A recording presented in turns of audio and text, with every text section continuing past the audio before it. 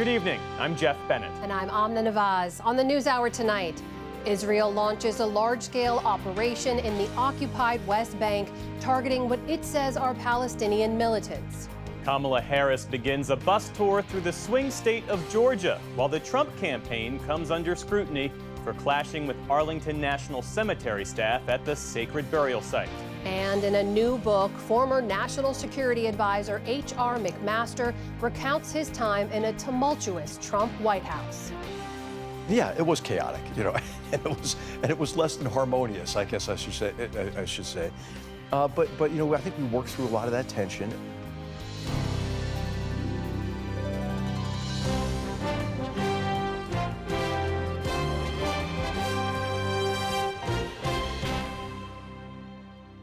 Major funding for the PBS NewsHour has been provided by Consumer Cellular. This is Sam. How may I help you? This is a pocket dial. Well, somebody's pocket. Thought I'd let you know that with Consumer Cellular, you get nationwide coverage with no contract. That's kind of our thing. have a nice day. A successful business owner sells his company and restores his father's historic jazz club with his son. A Raymond James financial advisor gets to know you, your passions, and the way you bring people together. Life well planned. The Charles F. Kettering Foundation, working to advance inclusive democracies. Learn more at kettering.org. the Judy and Peter Bloom Kovler Foundation, upholding freedom by strengthening democracies at home and abroad.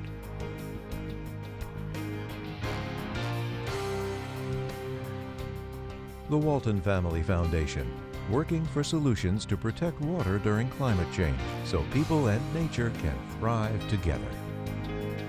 Supported by the John D. and Catherine T. MacArthur Foundation, committed to building a more just, verdant, and peaceful world. More information at macfound.org. And with the ongoing support of these institutions.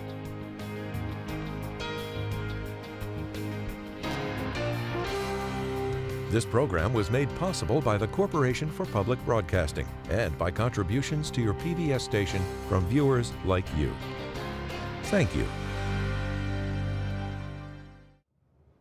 Welcome to the NewsHour. Israel launched what it calls a counterterrorism operation in the West Bank, with hundreds of troops raiding the flashpoint city of Jenin and other areas of the occupied territory. At least 10 Palestinians have been killed in the raids, either by airstrikes or in gun battles on the ground.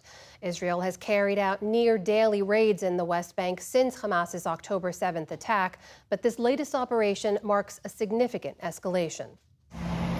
In the dark hours of the night, Israeli bulldozers moved into the West Bank by land, tearing up roads in the city of Tulkarm and followed by an armored convoy. Across the occupied territory, Israeli forces attacked by air, Israel says targeting suspected militant strongholds. And by the morning, hundreds of Israeli troops entered on foot, patrolling now crumbled streets in the largest raid on the West Bank in months. Among the dead, 2 of Masoud Najah's 3 children. From his hospital stretcher, he said an airstrike hit his family's home in the Al-Fara refugee camp. In seconds, very fast, we felt like something came down on us from the sky, and there was an explosion. I was unaware of what is going on.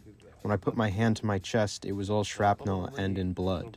The Israeli military said its forces had begun the first stage of a, quote, counterterrorism operation in 3 areas: Tulkarm, Al-Fara refugee camp, and the city of Jenin.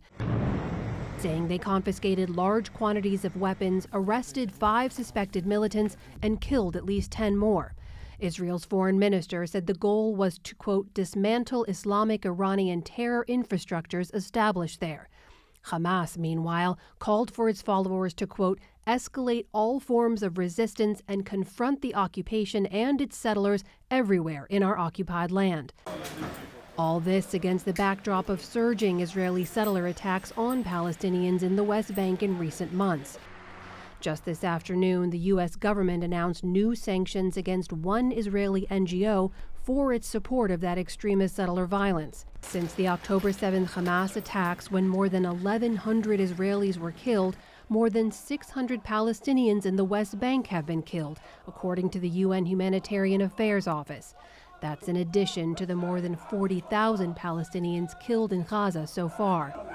Israel's campaign against Hamas continued there today, with strikes in Deir al-Balah and Khan Yunis killing 20, including 3 children, according to Palestinian officials. And to the north, a third Israeli front. The IDF released footage today claiming to hit Hezbollah targets in Lebanon, where border tensions have persisted for months. Palestinians in Beirut reacted to today's West Bank raid and what it means for the greater region. We see what is happening in the West Bank as an attack on the Palestinian people and their national rights, considering that the Israeli extremists are trying to displace the population and making the Palestinians live in a state of permanent tension. For perspective on all of this now, we turn to Daniel Byman. He's a professor at Georgetown University and the author of A High Price, The Triumphs and Failures of Israeli Counterterrorism.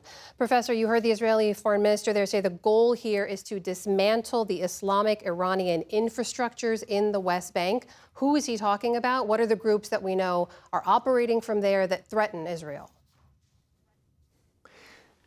The West Bank is home to a number of different Palestinian groups. Islamic Jihad, Hamas, both have a presence there. But the biggest problem for Israel in recent years have been smaller groups that are really not affiliated with any of the major organizations, often composed of local individuals. And places like Jenin have been hotbeds for these groups. And what do we know about those groups? Have they been able to launch strikes into Israel? For the most part, they haven't attacked within Israel. Their efforts have been concentrated at times on Israeli troops, but especially going after Israeli settlements on the West Bank. And what about the way in which Israel has gone in here? We saw the combination of airstrikes and ground battles and also bulldozing roads and communities. Why those tactics? So Israel in the past has relied primarily on the Palestinian Authority, the government, or I should say the de facto government in the West Bank that has run it in conjunction with Israel. And their security forces have become weaker. Israel has over time ignored them. So Israeli officials are deciding to take action on their own because they feel the Palestinian security forces won't do so. To do that, though, these groups are often deep in the West Bank. They're in neighborhoods that are certainly hostile to Israel.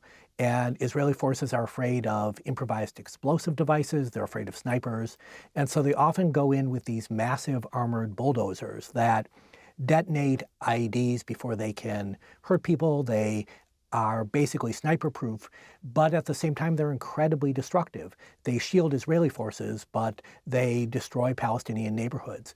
And the much larger Israeli efforts are ways to control the territory more, to go after the arms caches, to have a better chance of arresting or killing individuals, but it is a far more destructive, intrusive approach. Professor, the ongoing violence and the increase in violence in the West Bank hasn't gotten as much attention, obviously, as Israel's war against Hamas in Gaza.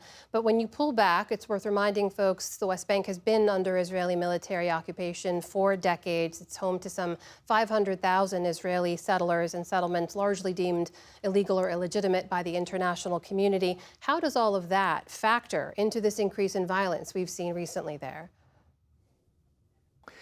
So the West Bank is far more sensitive politically for Israel than Gaza.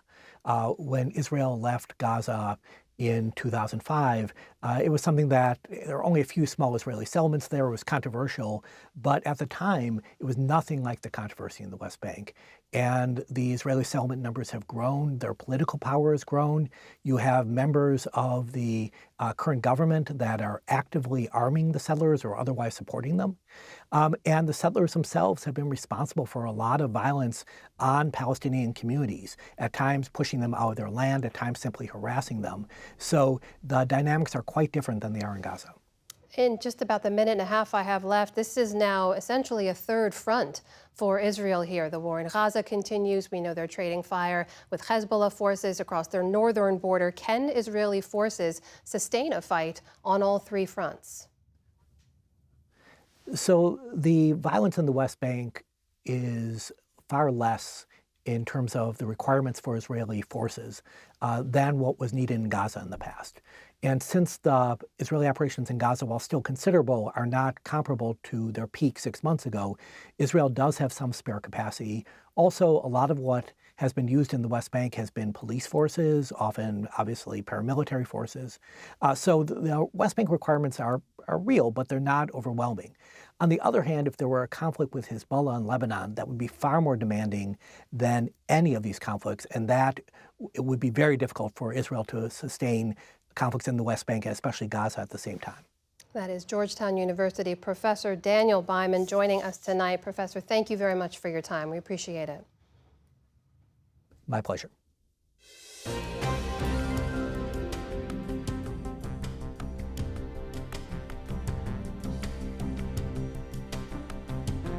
The day's other headlines take us to Ukraine, where a Russian missile struck President Volodymyr Zelensky's hometown of Kryvyi Rih.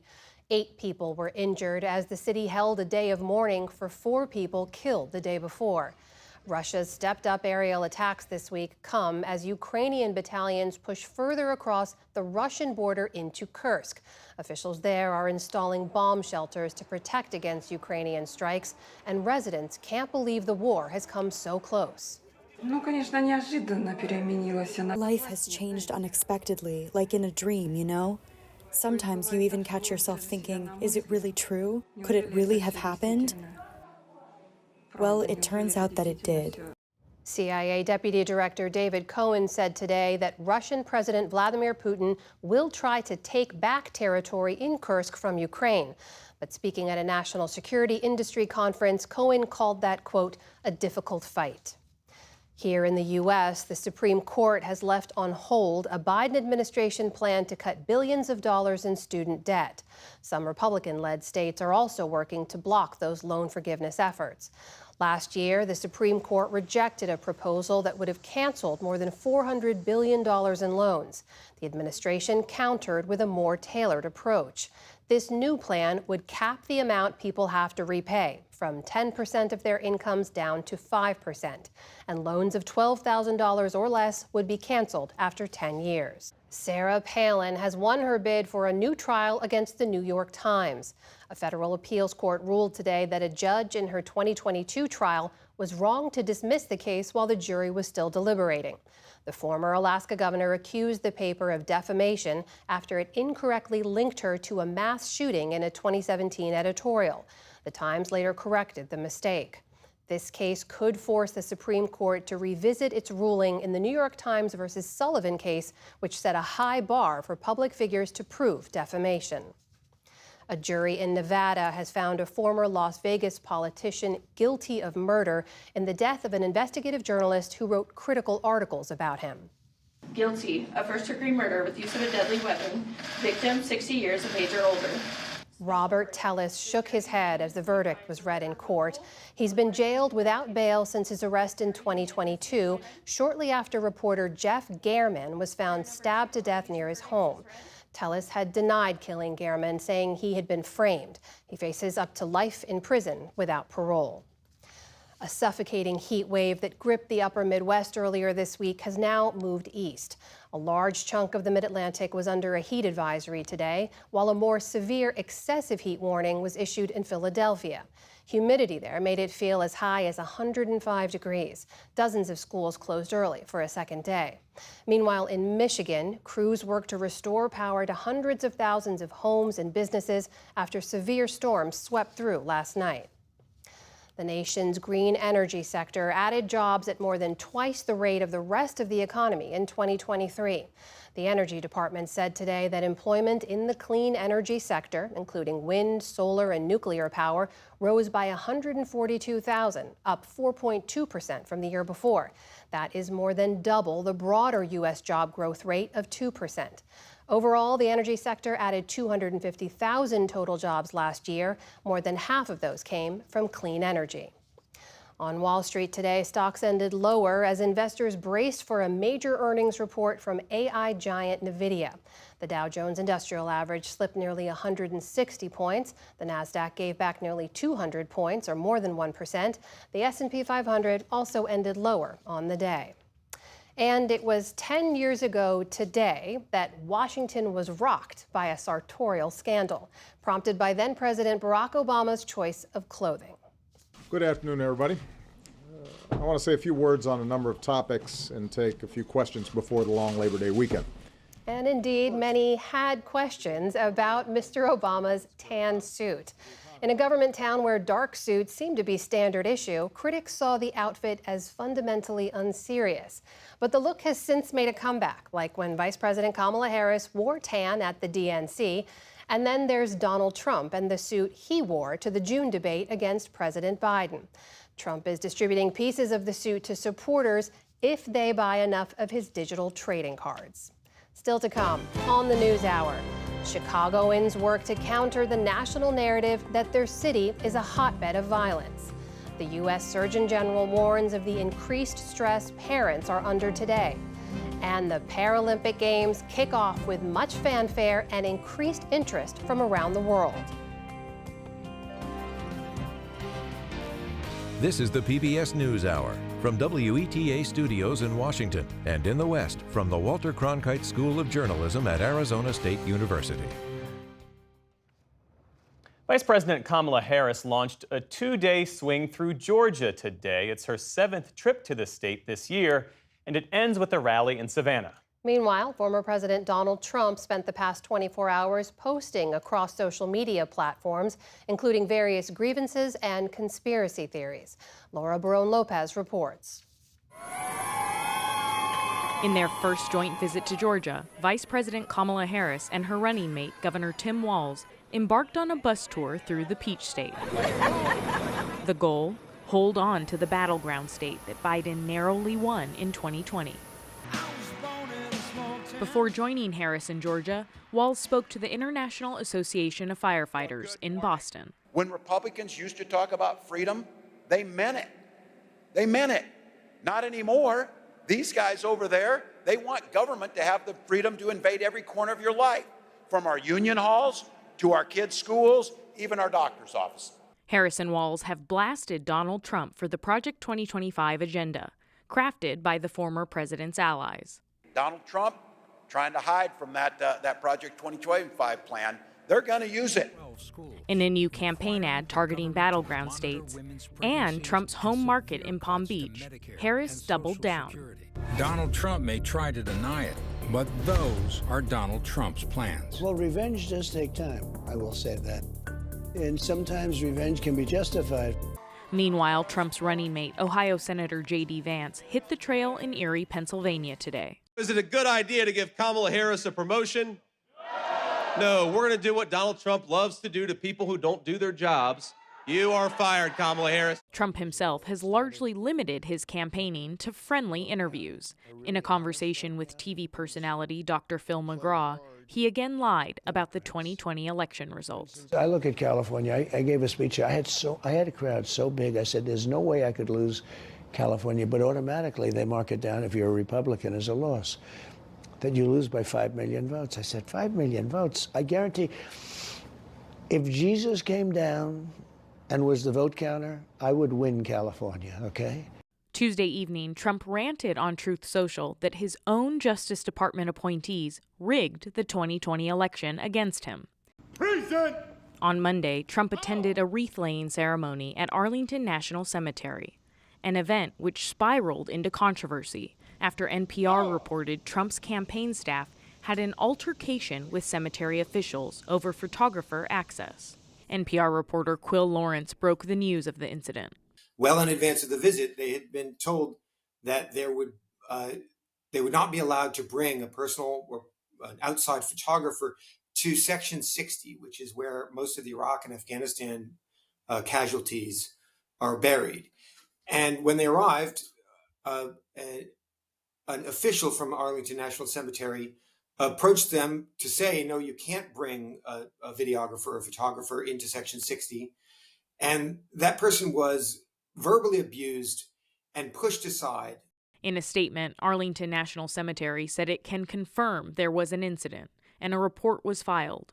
Federal law prohibits political campaign or election-related activities within Army National Military cemeteries. Trump's team denied the characterization of the incident. But Lawrence said the rules are in place for a reason. In one of the photos that's widely circulating and being used by the Trump campaign, former President Trump is with family members of a fallen soldier. But to the left and the right of that soldier's grave, you can see two other tombstones. And it seems fairly clear that neither of those families has given consent for the Trump campaign to use these photographs. And that's incredibly painful for these families. And many of them are still grieving the loss of their loved one. For the PBS NewsHour, I'm Laura Barone Lopez.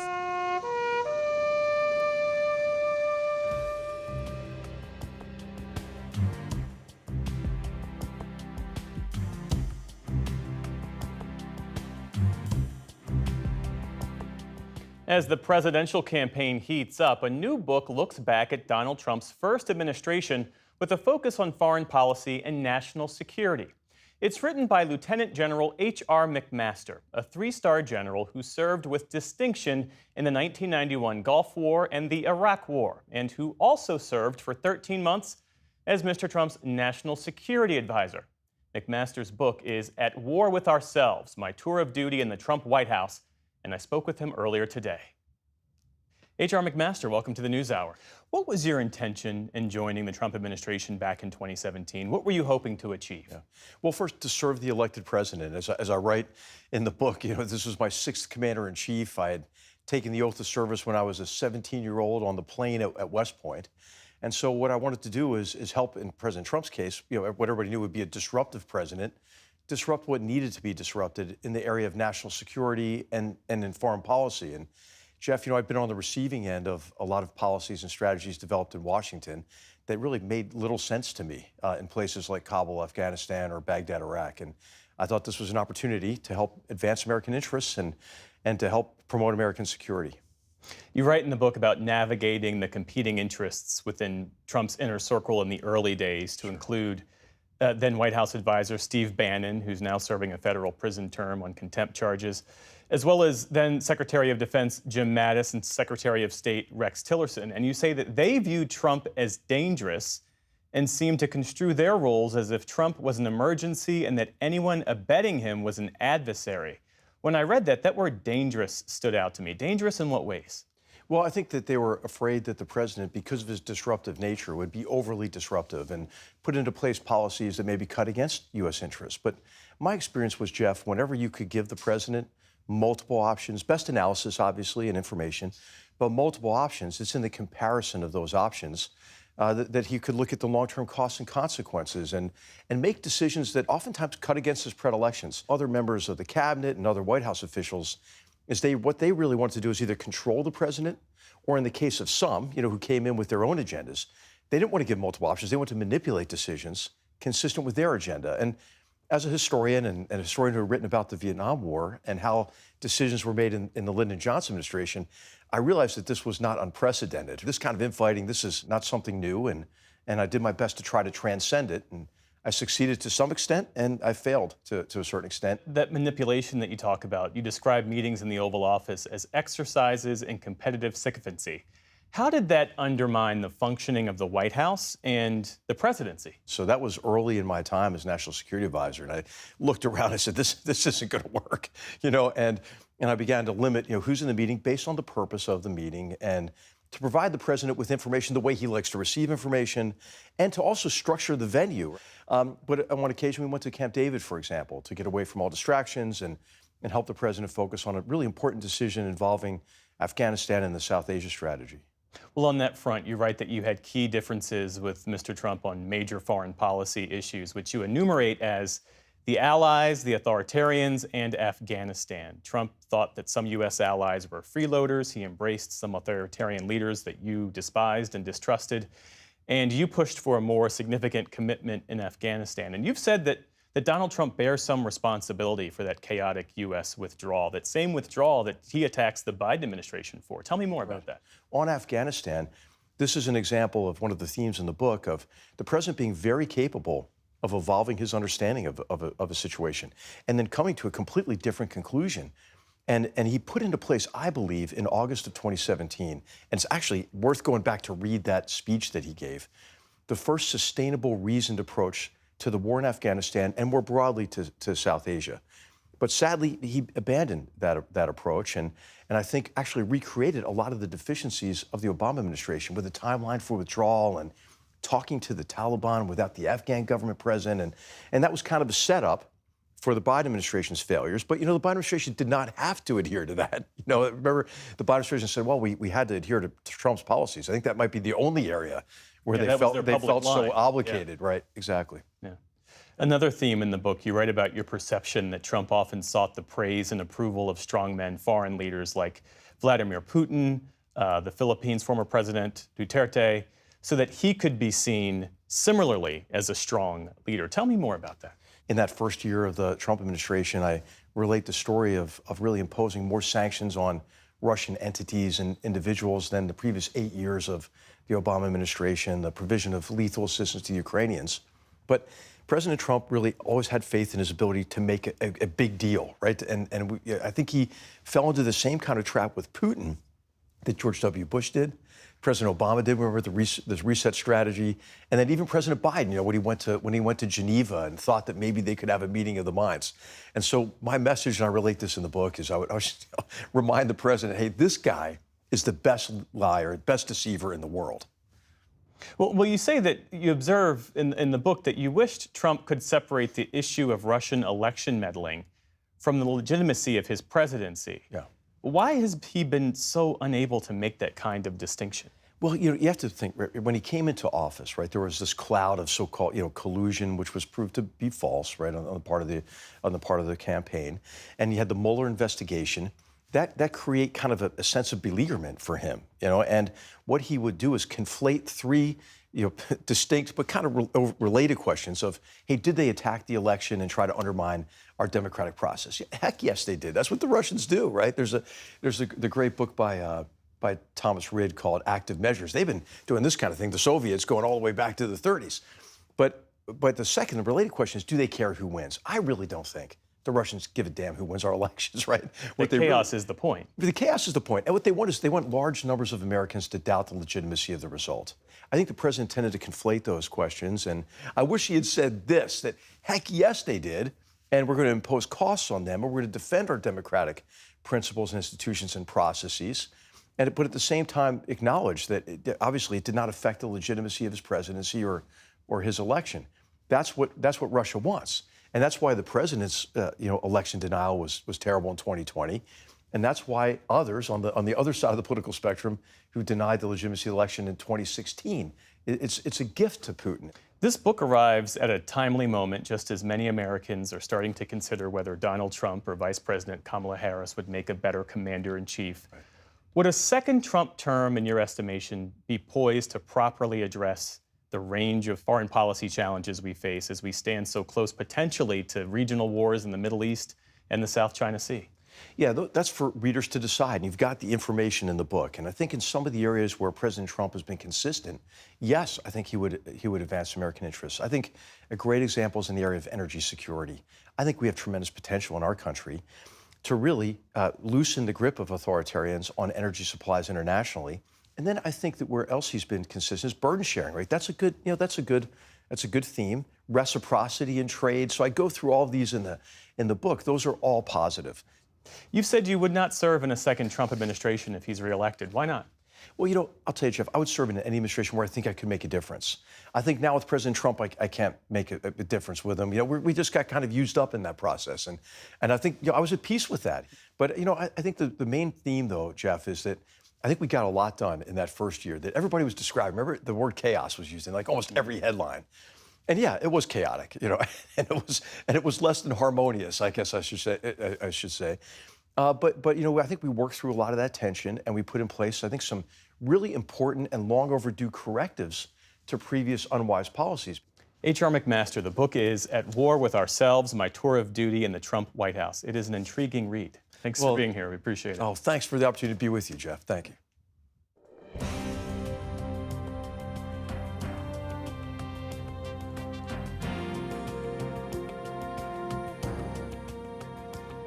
Chicago has one of the highest rates of gun deaths of any major city in the country. And some on the front line say that's rooted in a history of racism, violence, and inequality dating back generations. Judy Woodruff reports from Chicago as part of her ongoing series, America at a Crossroads.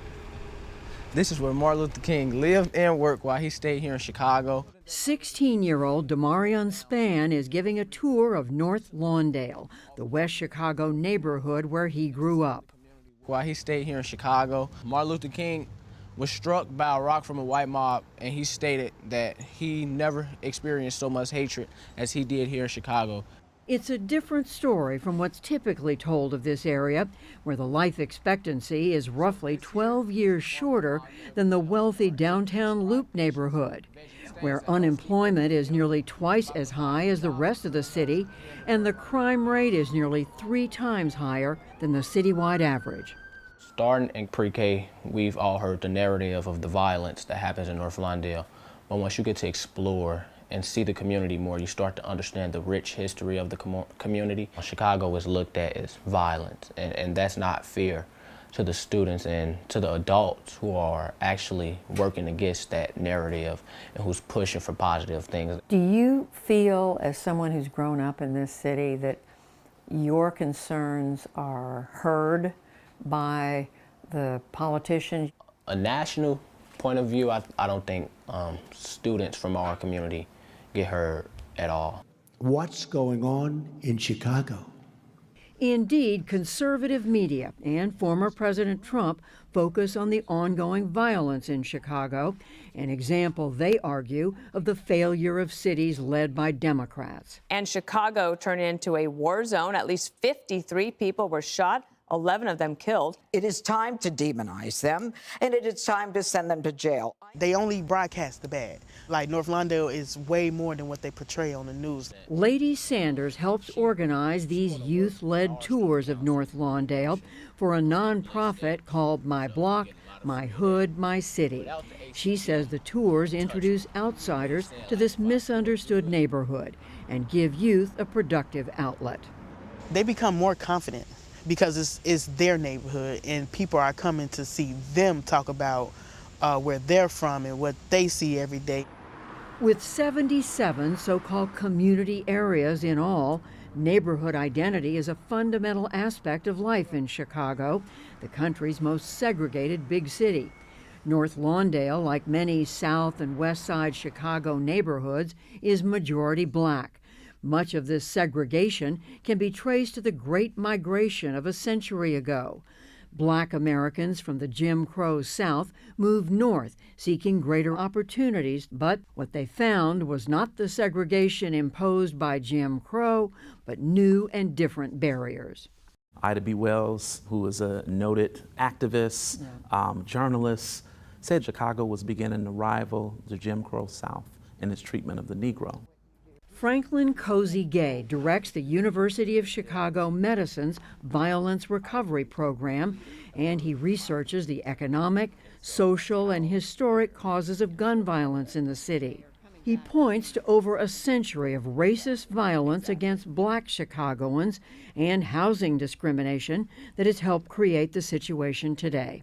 We're talking about a $3 to $4 billion wealth gap between white Chicagoans and black Chicagoans that's directly tied to the inability to develop equity from housing.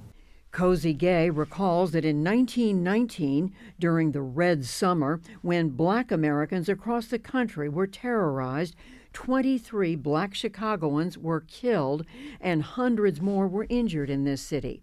15 white Chicagoans were also killed in the violence. And between 1917 and 1921, 58 black Chicagoans were firebombed in their homes. Not one person was arrested for those house bombings. What we begin to see is that physical violence was being used to constrain the movement of African Americans. In the coming decades, that physical violence would morph into discriminatory housing policies. Restrictive housing covenants kept black renters out.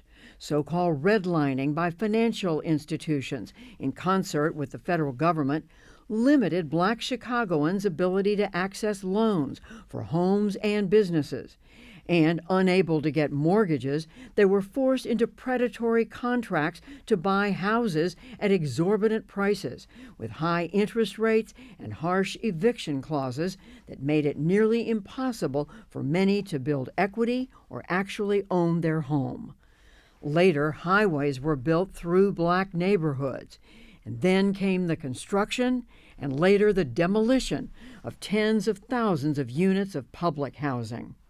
Some of the fundamental things that help keep people safe are the ability to provide social support for each other, their ability to have beliefs on what they think their community should look like, and their ability to use their collective power to enforce those beliefs. What you're doing is that you're disrupting the very things in terms of how people can support each other, which creates conditions for violence. Cozy Gay says instead of addressing these root causes of gun violence within communities like North Lawndale, the city of Chicago has tried to manage it mainly through more policing, and that hasn't worked. It is basically a process that keeps repeating itself. It has a new face. The United States government in itself is complicit, and we need to address that. Damarion Spann worries about police interactions in North Lawndale, where 70% of men aged 17 to 45 have criminal records. Have you had encounters yourself with the police? I had an encounter with an officer. It wasn't a good encounter. Yelling in your face, pushing you around, threatening to arrest you if you don't listen to their orders. The police set to serve and protect, but I really don't agree with that motto. You have history of politicians, for years who have downplayed or ignored these impoverished areas. Pastor Phil Jackson runs the Firehouse Community Arts Center in North Lawndale, an organization trying to reduce gun violence in the community and help residents process trauma. A lot of companies and factories have left. So it takes a politician to take a chance, which might seem like a black hole to others, to invest in a neighborhood. It seems like pulling teeth sometimes with different powers that be, to make that happen. There are a lot of people who try to make things happen and work, but there's a lot of systems in place that seem to pull back. I mean, there are folks who look at what's going on in inner city Chicago. Yeah. And say, they almost throw their hands up. They've kind of written off this part of the country. Yeah. Folks who've been in this neighborhood 50, 60 years, they stayed and weathered the storm, and weathered situations, weathered hurt in their own lives. So even though things look so repetitive and so notorious and so heartbreaking, there are people on the ground that are making a difference. I don't want to be killed, but all my heroes doing the work that I do have been killed. Martin Luther King Jr., Malcolm X, Robert Kennedy. In 2015, Jamal Cole founded the nonprofit My Block, My Hood, My City to try to deal with the epidemic of gun violence between young people here. He says he loves connecting with the community, including on his occasional runs. A lot of our students, they've been to 15 funerals by the time they're in 9th grade. Cole, 41, was out running 2 years ago when he heard gunshots. I thought a tire popped because you don't feel getting shot. I was like bleeding really bad. You think you're gonna die, and you ain't gonna see your kids no more, your wife, your family. Yeah, it's traumatizing.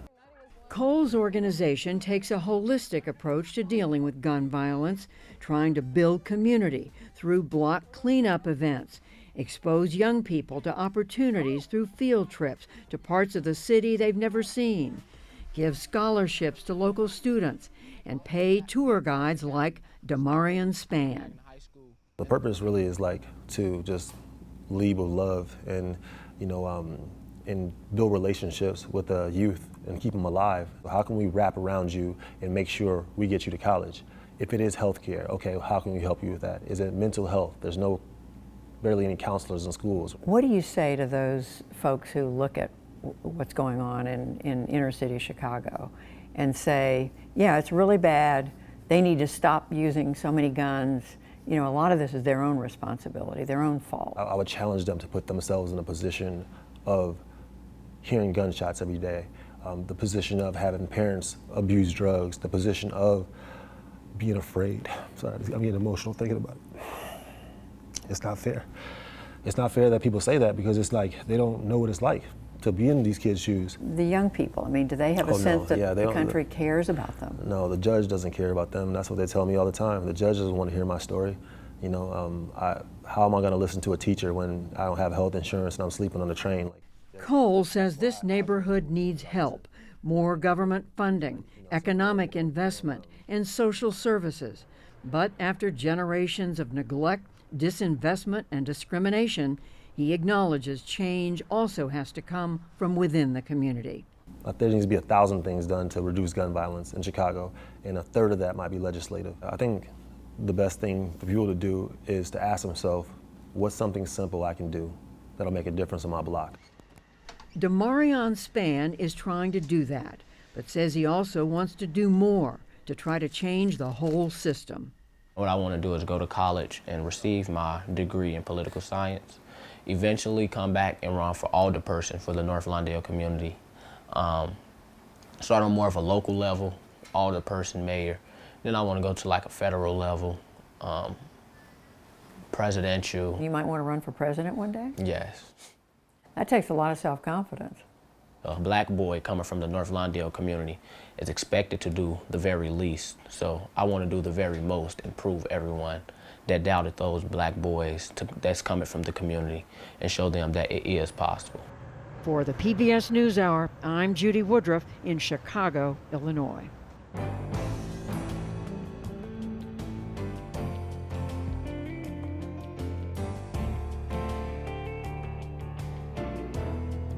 As most parents can attest, raising children can be challenging. But today, Surgeon General Vivek Murthy issued an advisory saying it's even more difficult now and it's time to recognize the stress and mental health toll associated with parenting is a serious public health concern for the country. The Surgeon General joins us now to talk about his concerns and his recommendations. It's so great to have you here. Welcome back to the NewsHour. Well, thank you so much, Jeff. So there is a baseline level of stress and worry that comes alongside the many joys of parenting, but what's different about the kinds of stress that you're warning about now? Well, parenting has always been challenging, and to be clear, I say this as a parent myself, parenting is full of joy and meaning and purpose, but it also can be quite stressful, and I've experienced that a lot myself as a parent. What really struck me as I was doing work on youth mental health and talking to families around the country was recognizing how many parents were struggling as well. And as I dug into the data around this, I found that 48%, nearly half of parents, are saying that most days they feel completely overwhelmed by stress. That is an extraordinary number that should raise alarms for all of us.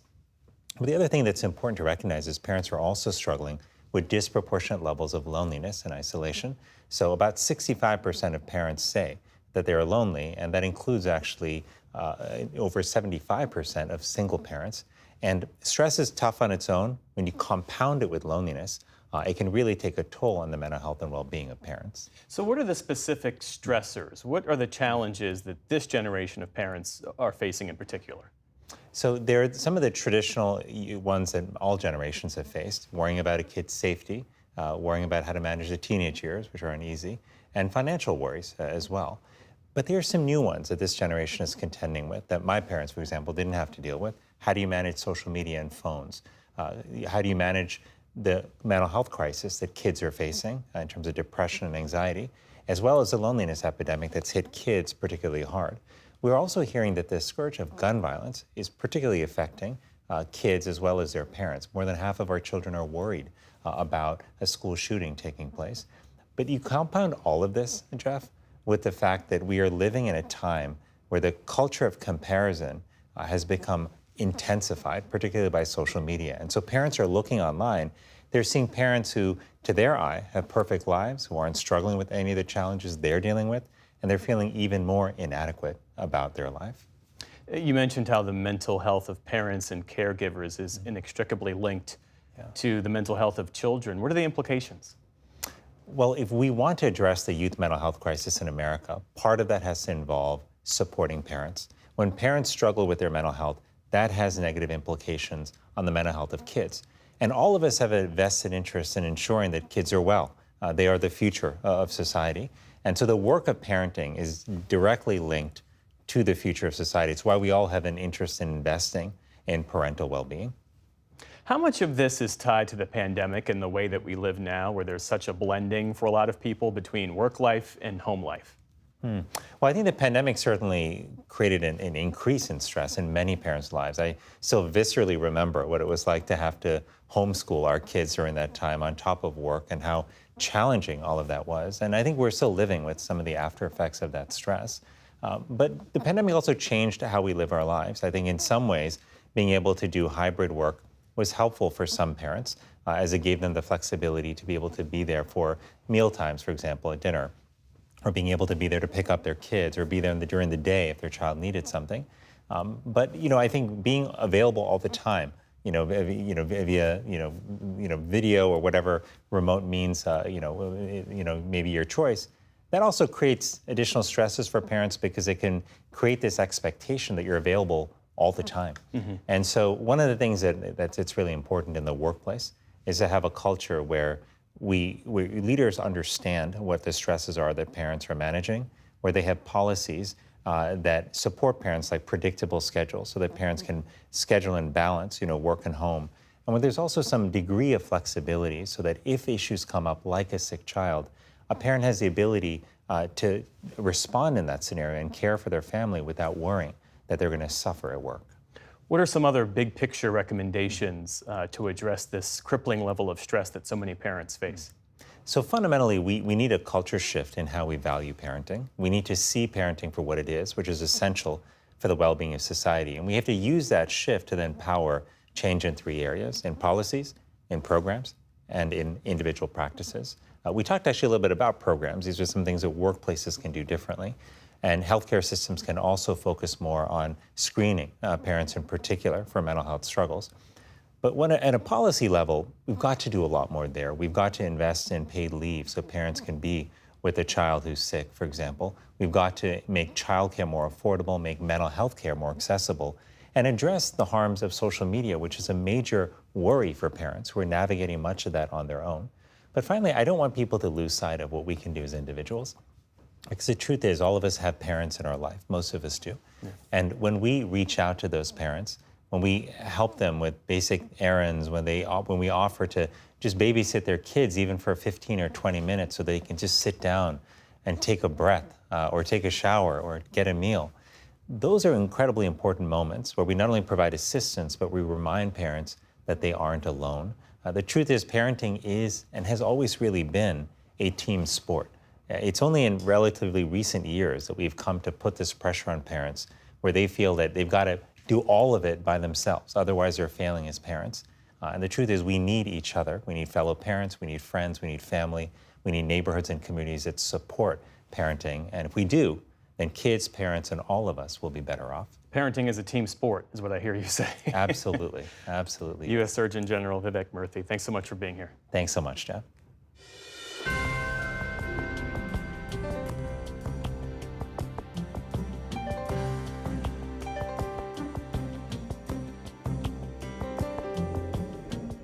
The 2024 Paris Paralympic Games kicked off today with an opening ceremony in the heart of Paris that featured aerial displays, dancers, and a major spectacle attended by more than 60,000 people. Thousands of athletes with disabilities are preparing for what promises to be a stunning display of athleticism over 11 days.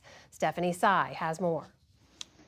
More than 4,400 athletes from around the world will take center stage in the French capital to compete for 549 medals in 22 sports, including wheelchair fencing, blind soccer, and much more.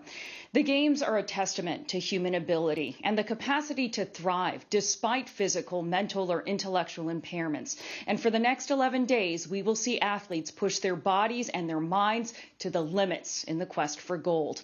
Joining us to talk about the Games is Rudy Garcia Tolson, a 4-time Paralympian, 5-time Paralympic medalist, and program manager at the Challenged Athletes Foundation.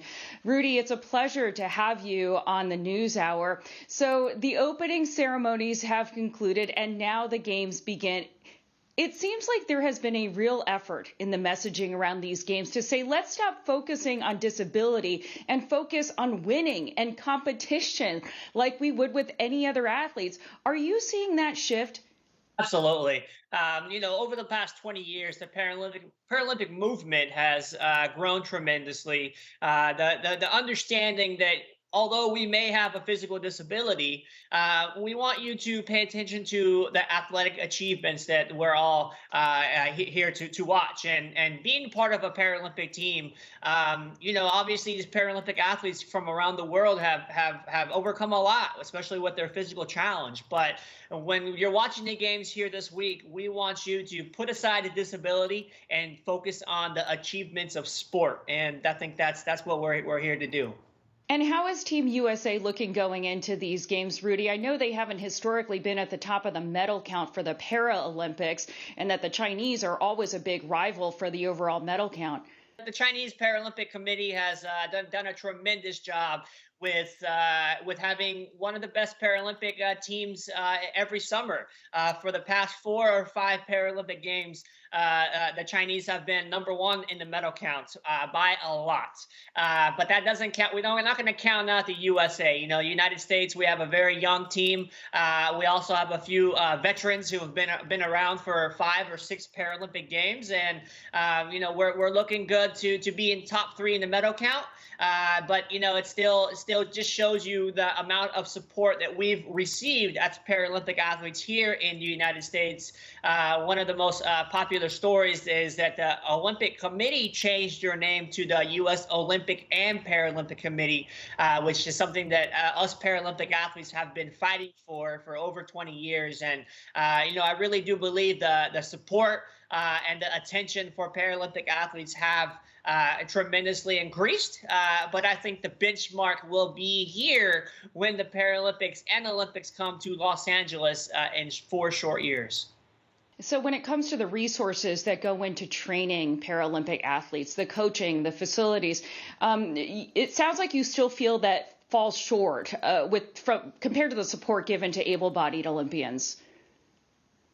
I would say it's a movement where we're always striving for better. And although the United States Paralympic team has one of the best support systems in the world, we're always looking to improve. And the support that us athletes receive to train and have facilities has increased tremendously across the country. There are a number of Paralympic training sites where individuals can go and focus on their training. But I think one of the most important changes that we've seen over the last few years is the medal bonuses that athletes will receive. Now Paralympic athletes will receive the same amount financially that our Olympic teammates receive, which really speaks volume to how the public and the organizations are coming around to understand that Paralympic athletes train just as hard as any of our Olympic teammates, and I think we're going to see that here in the next 2 weeks in Paris.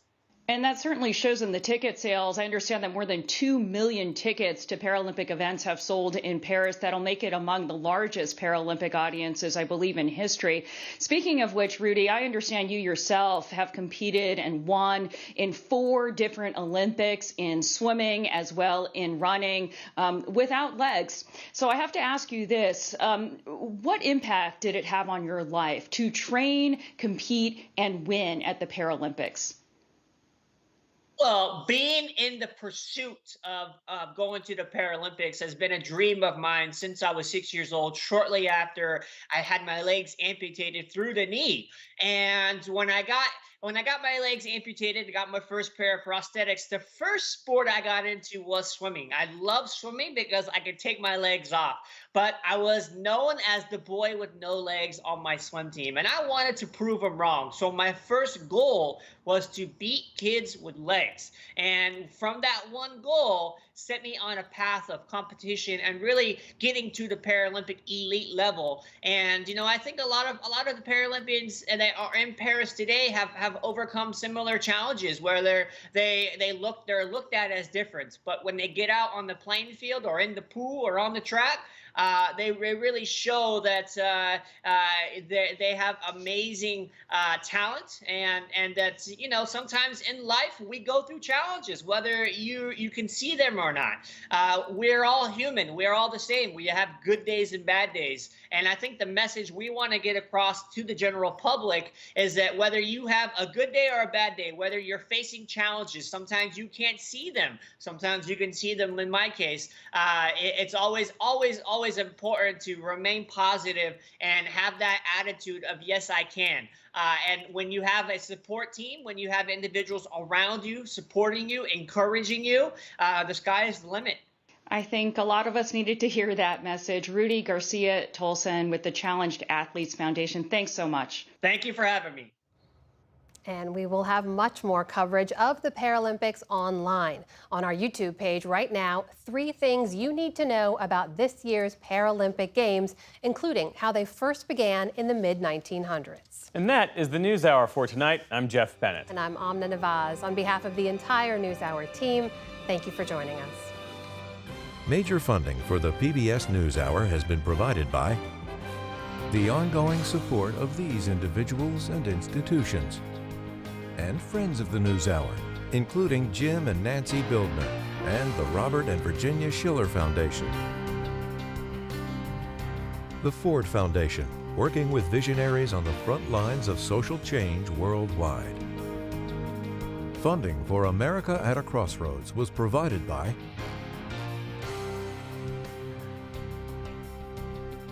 and with the ongoing support of these individuals and institutions.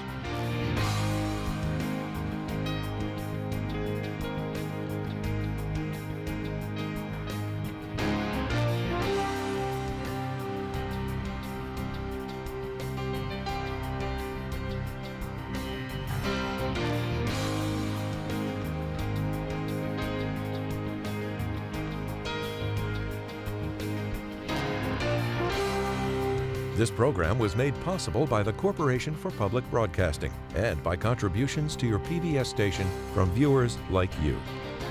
Thank you.